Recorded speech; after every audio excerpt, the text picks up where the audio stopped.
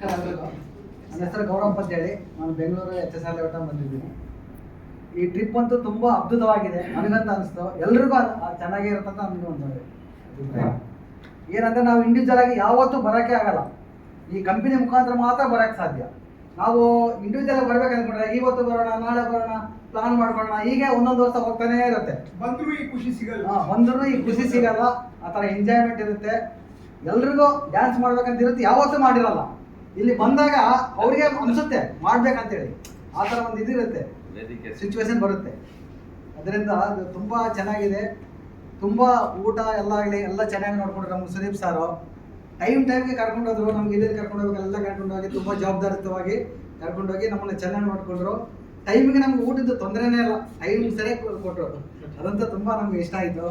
ಎಲ್ಲ ಕಡೆ ಸುತ್ತಾಡಿಸಿದ್ರು, ಚೆನ್ನಾಗಿ ತೋರಿಸಿದ್ರು ನಿಜವಾಗ್ಲೂ. ತುಂಬ ಥ್ಯಾಂಕ್ಸ್ ಹೇಳ್ಬೇಕು ಸುದೀಪ್ ಸಾರಿಗೆ, ಸ್ಮಾರ್ಟ್ ಥಿಂಕಿಂಗ್ ಥ್ಯಾಂಕ್ಸ್ ಹೇಳಬೇಕು. ನಮಗೆಲ್ಲ ಡೈರೆಕ್ಟರ್ ಸರ್ಗಳು ಚೆನ್ನಾಗಿ ಇದು ಮಾಡಿದ್ದಾರೆ. ತುಂಬ ಅದ್ಭುತವಾಗಿತ್ತು. ಇದಂತ ನಮ್ಮ ಎಕ್ಸ್ಪೀರಿಯನ್ಸ್.